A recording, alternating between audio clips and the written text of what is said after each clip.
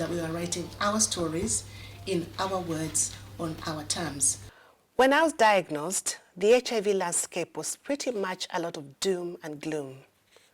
A lasting image in my mind from that time was a picture of Freddie Mercury on the cover of one of the red top newspapers with the caption, "Freddie Mercury dies of AIDS," or something along those lines.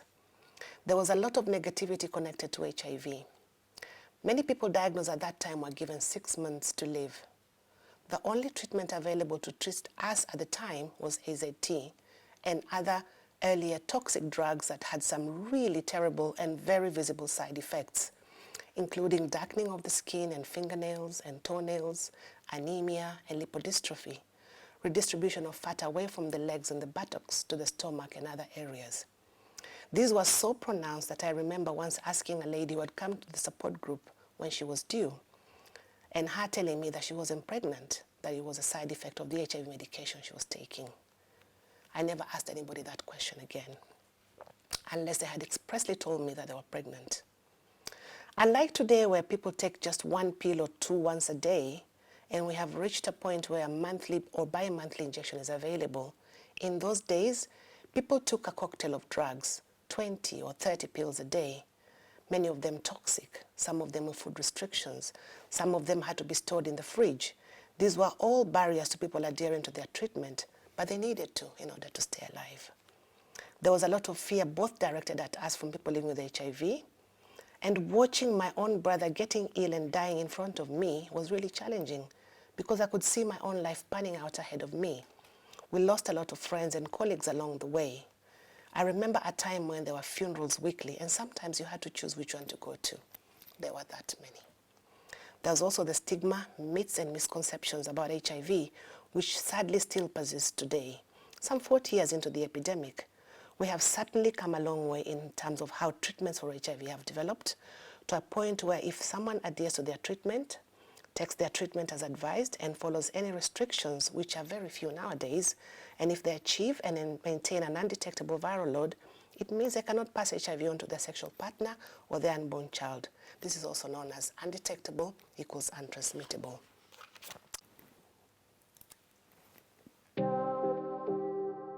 The blue and yellow fabric that covers the book is called Tsunami, representing the HIV as a tsunami that engulfed the world and caused a lot of destruction. Being diagnosed with HIV in 2003 changed my life. I felt isolated and not worthy. I was referred to Post-Live UK, formerly known as Post-Live Women, as a service user in 2007. After a few months, I was asked if I could apply to be a volunteer caseworker. This came as a shock to me because it never occurred to me that I could volunteer and not be paid. To be honest, my answer was, why? At this time, I had immigration issues, and not being allowed to work made me feel useless, with no purpose in life. Days later, I decided to have a go, and I took relevant volunteer training about the organization. I received a great deal of peer support from Post-Live UK and from friends I had made through volunteering. I would very much like to carry on volunteering, as I feel this gives me some purpose in life and stops me from feeling isolated. Volunteering has taught me not to give up, to keep learning new skills, and to support others affected by HIV. The staff who appreciated me will either encourage or pick me up if I'm down. I'm thankful for the support I've received in all my struggles, because through it all, I have learned that I'm resilient.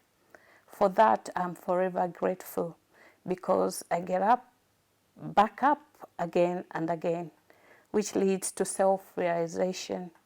Being welcomed with open arms by people around me, sharing my thoughts and experiences with others, and being able to connect with and learn from people I've worked with has made volunteering one of the best decisions I've ever made. I have learned that volunteering can bring you into contact with all kinds of people from all walks of life.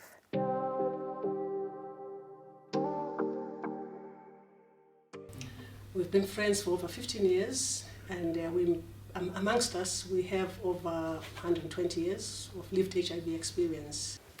When I had stabilized and was out of hospital, I was referred to Positively Women for support. I walked into their offices on City Road and was taken into a room to be registered by a caseworker. The caseworker was a woman from Uganda. She looked glamorous, with perfect makeup and a very warm smile. She introduced herself and told me she'd been living with HIV for 17 years.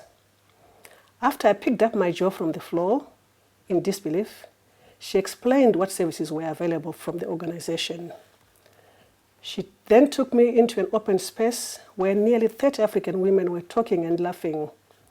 She had told me the room will be with other women living with HIV. I stood for a while, wondering how these women could laugh when they had AIDS. Some were talking about sex. I had vowed never to have sex again. It was the cause of my current situation. I got a lot of support from Positively Women and got back my self-esteem and confidence. I was curious to understand about my newfound disease. I was determined to free myself by being open about my status. I realized I could live well with the virus, besides other social challenges like dealing with immigration and the uncertainty of continuing with treatment if I were sent to Zimbabwe. I'd learned that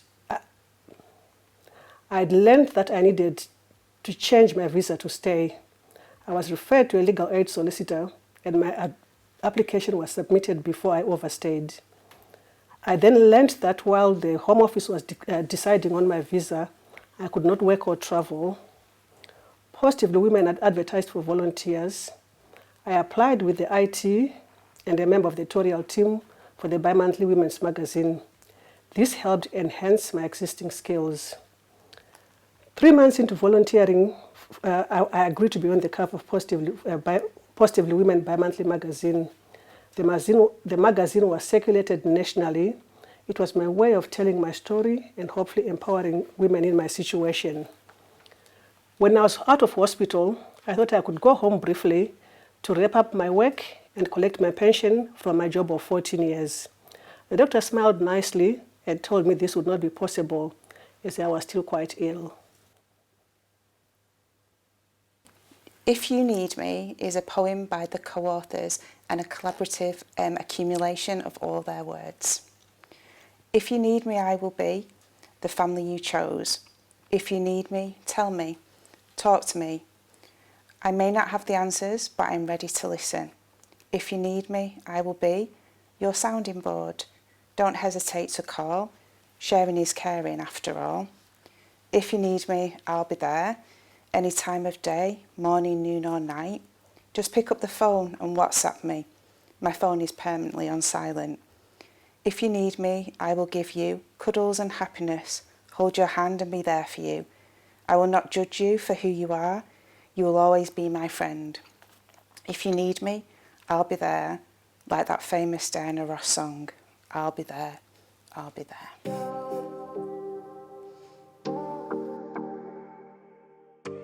Steering group is the 5 of us, and of course yourself, Michelle.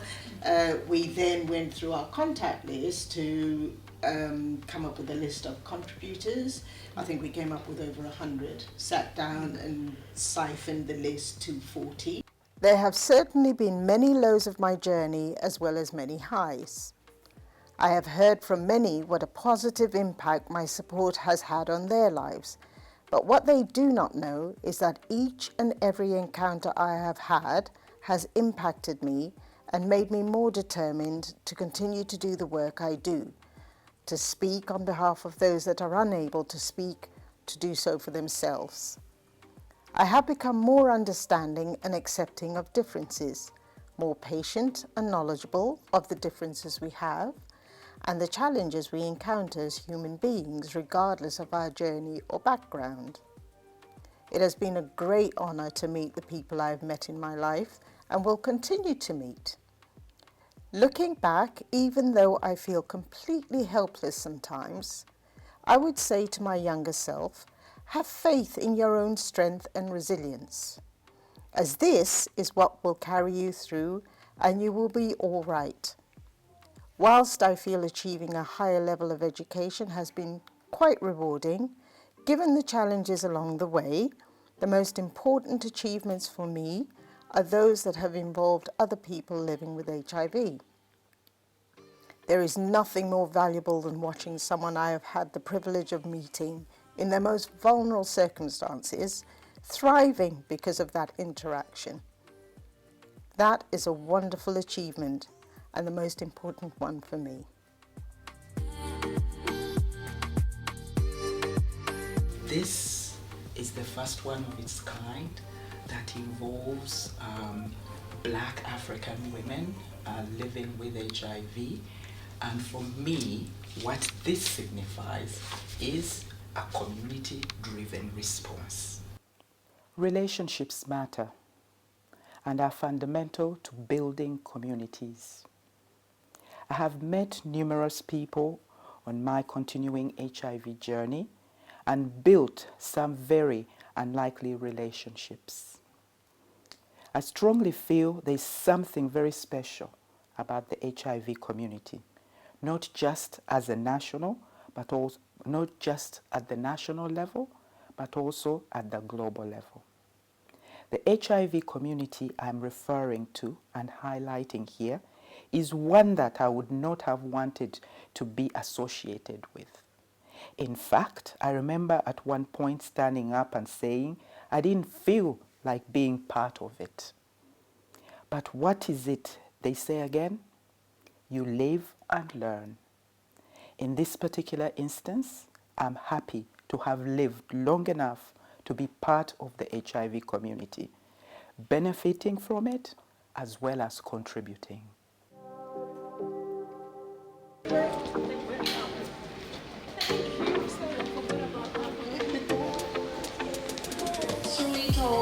I've learned. Take it in their room to be next time. Excuse me, I'll be there.